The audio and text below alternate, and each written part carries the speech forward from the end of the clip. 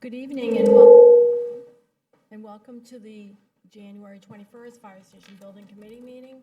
The following meeting is being recorded and broadcast by Tyngsborough Media. The meeting is available through our local cable access channels on Comcast and Verizon Fios and as a live stream on our website, www.tyngsborough.ma.gov. A recording of this meeting will be available through the video on demand portion of our website. Open meeting laws require that any member of the audience who intends on recording either video or audio so declare that now. After instructions from the State Fire Marshal and the Tyngsborough Fire Chief, in the event of emergency, there is an exit directly across from me at the rear of the room and one to my left. Okay. So we have a couple of meeting minutes to approve. Do we, should we do them one at a time? Do we need to do them one at a time? Yes, please. Okay. So we have the January 7th, 2026. Do we have a motion to accept the meeting minutes? So moved. A second? Second. All those in favor? Aye. Okay. And then review January 8th meeting minutes. Can we get a motion to accept So those? moved. Second? Second. All those in favor? Aye. Okay. Present. Oh, I wasn't Yeah, in we'll sit attendance. down, yeah. Citizens time. Nobody here? Okay. Nope. No. Look at me. Says no. Sorry.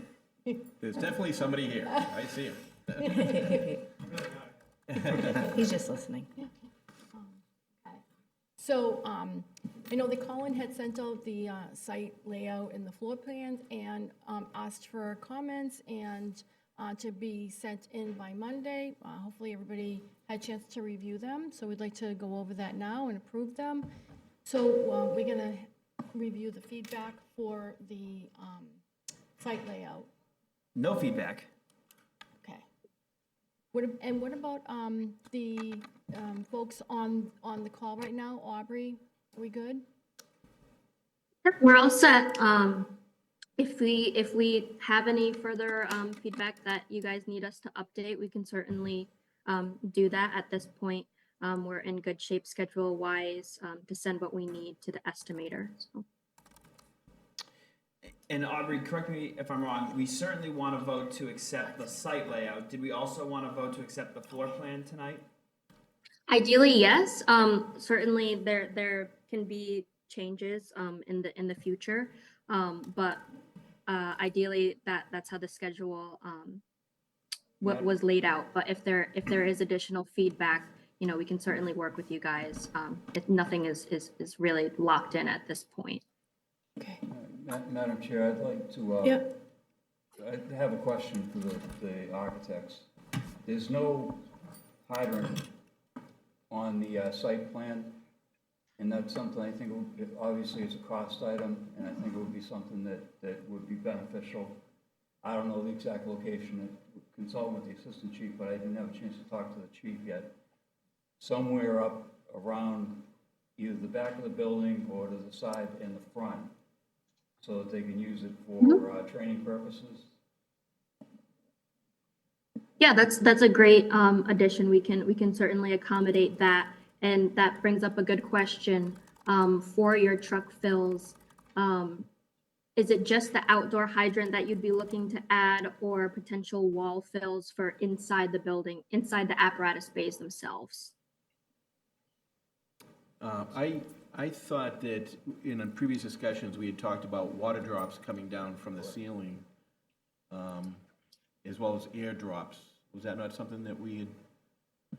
Typically, we do electrical drops and air drops from the ceiling, and then we would potentially integrate, if you're doing your hose fills, we'd have that in between the double doors, and then a larger line for a truck fill specifically, if that's something that you guys would need. I guess, you know, I currently we're used to just filling the trucks from a hydrant outside. I hadn't anticipated, you know, using like you're talking about like an inside wall hydrant, I guess, to. Yes, yep. That's Yep. something, Edgar, that you think you've seen in other stations that you think? It is, because typically it's gonna be probably 2.5-inch pipe, Right, And Mhm. you know how long it's gonna take to fill the tank up. sure, yeah. But I was thinking more, I like that idea as well, but the hydrant exterior, Absolutely. in case Yeah. you're doing any type of hose evolutions or pump training. And the only other thing that I had, and I apologize for not sending it earlier because I was trying to collaborate beforehand, was a doorway leading from the training room to the kitchen. Probably on that exterior wall near where the entry is for the firefighters.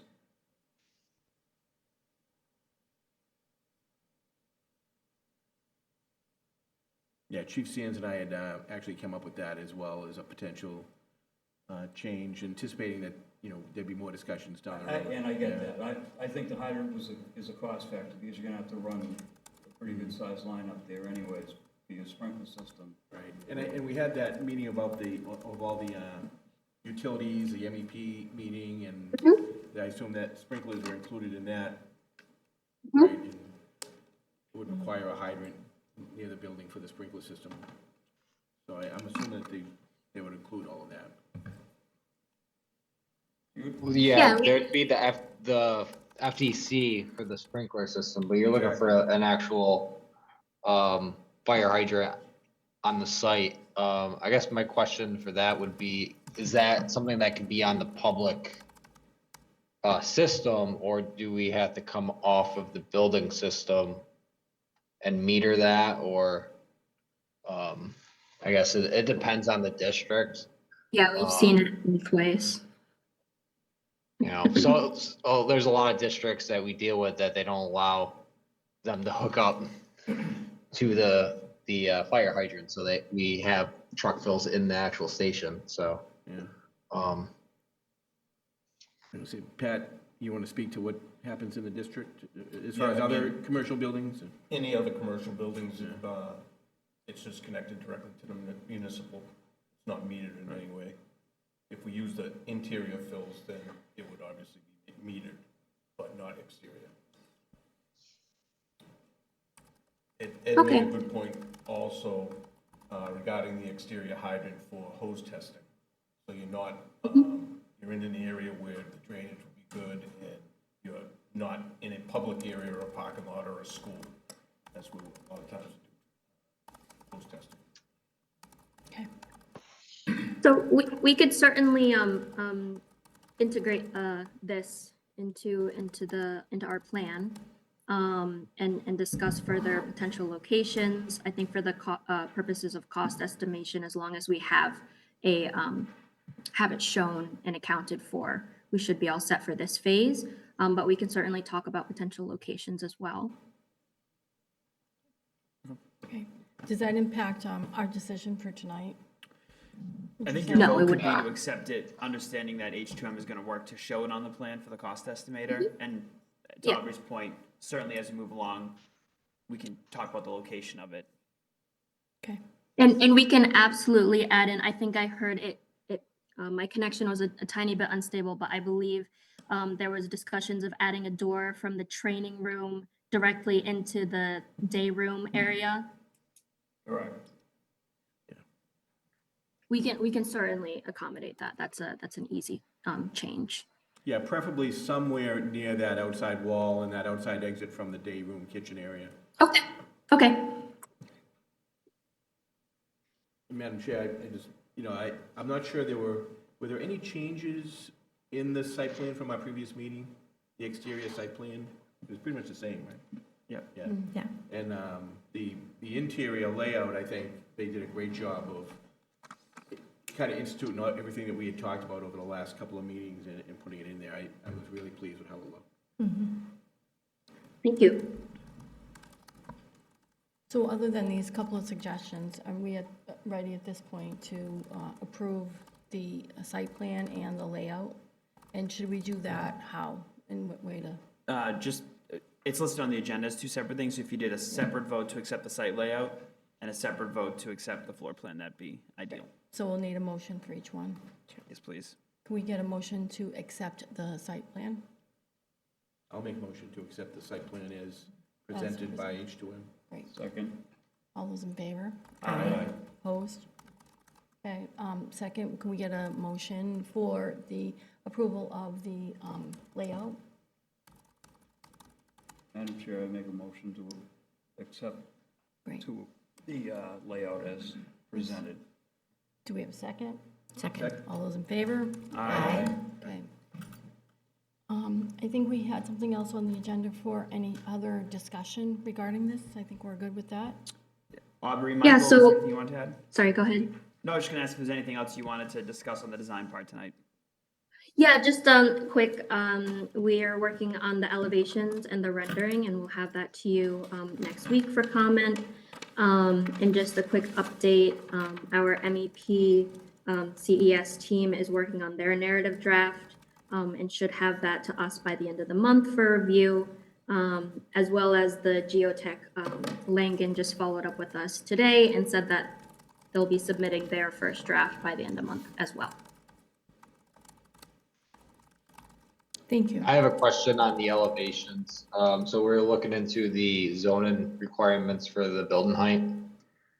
And it looks like we're limited to 36 feet above grade. Is that something that we want to stay within that? Or can we look at possibly getting a variance for going above 36 for that stair tower? Because that's putting us pretty close. And if we put a pitched roof on a stair tower, it's gonna be really, really difficult to get that height. Fortunately for us, Assistant Chief Sands is also a backup building inspector, so he has some authority on this, and he says that the height is 45. It is commercial. 45? Yep. Okay. This is B2 zoning, right? It doesn't matter because it's municipal use? Okay. And the tower can actually be above 45. Towers and steeples and whatnot are not included in the building height for zoning. So That's great news. 45. Okay, that's Good to good. know. If he comes to enforce the violation down the road, we'll replay this video for him. Okay, so we'll go by the 45 for the height. That'll be plenty. That'll definitely be plenty. Great. Those were the items that I had. Mike, did you have anything else? Not at the moment. Okay. Great, thank you very much. So moving on, are we good? Yeah. So let's talk public outreach, updates, comments. So we had a couple of them recently, and I know we have a couple coming up. So do you want to talk a little bit about that? Absolutely. So we've had 3 so far. The 4th one is on Saturday.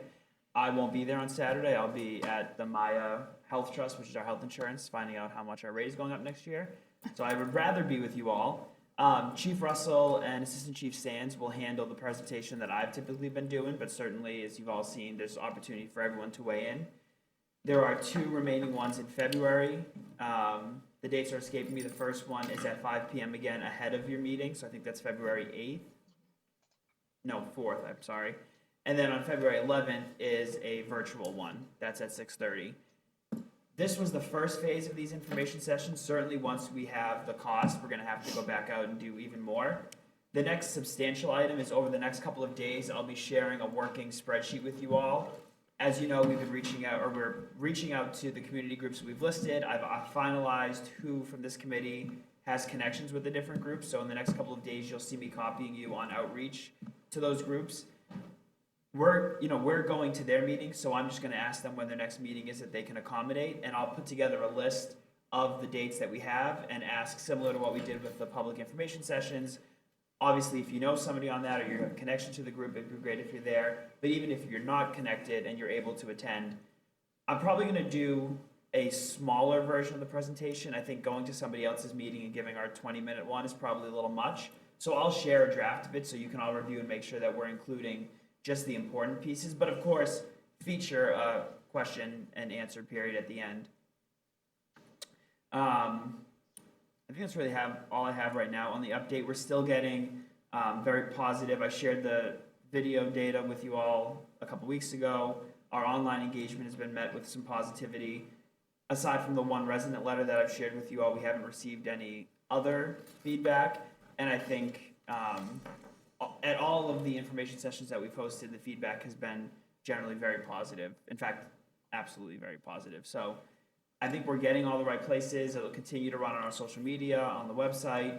We are getting into budget time, so there's going to be a lot of competing information out there. So you'll start to see more. But obviously, this ties into the budget. So as we go through, you'll start to see a lot of integration on that front as well. So I've seen some great videos online. Do we have any more that are in the queue to be filmed, or do we know? Yes, we do. We did a series of the really short ones that answer a specific frequently asked question. Yeah. Fortunately, we haven't really gotten much different questions. We've really kind of anticipated and been able to address all the important ones. So you'll start to see those come out. We held off a little bit on the questions that were site-specific, kind of talking about the Winslow School, just to get our information out there about why we're talking about a fire station. So that'll be the next wave of videos. And then we're going to have to revamp, obviously, once we have the sketches, the cost, of course, then it'll be a whole different strategy. Thank you. Any other comments on outreach? No? Great. Looking ahead, I think we just had a couple of dates for outreach, and I think our next meeting is going to be the 4th. February 4th. February Yeah. 4th. Okay. So if we're good? Madam Chair, Yes. looking ahead, we had talked before about at some point having a meeting where the firefighters could interact with members of the committee, but as well maybe as the architects. And now with this site layout, I wonder if this is a good time for us to talk about scheduling something with them. Sure. Similar to the working sessions we do, like the MEP, it might make more sense for us to find a date and time first that works for the largest number of your staff, coordinate with Aubrey and the H2M team schedule, and then certainly if the whole committee is available, it'd be great to have them there, but we probably want to make sure that we have most of your staff available as opposed to finding the availability of the committee and working backwards. Right. I think that's Okay, we can definitely put together some dates. You have specific weeks in mind coming up? I can talk to the chief after, Aubrey, and we can send you an email with like that window Okay, we're looking perfect. at. Yeah, absolutely. Great. Thank you. So, are we ready to adjourn? If we are, can we get a motion to adjourn? Madam Chair, make a motion to adjourn. Need a second? Second. All's in favor? Aye. Aye. Okay, we're out.